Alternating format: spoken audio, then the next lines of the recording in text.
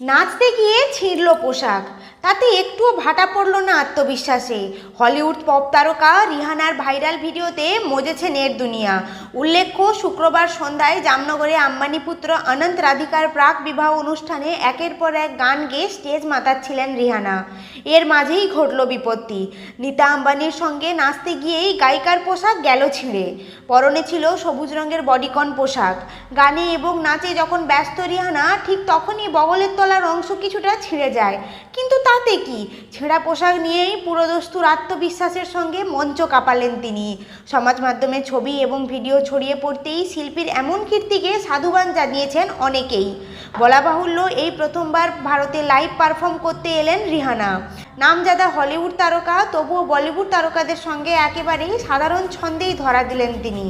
আর জাহ্নবী কাপুরের সঙ্গে জনপ্রিয় জিঙ্গাত গানে উদ্দাম নাচের ভিডিও তো ইতিমধ্যেই ভাইরাল।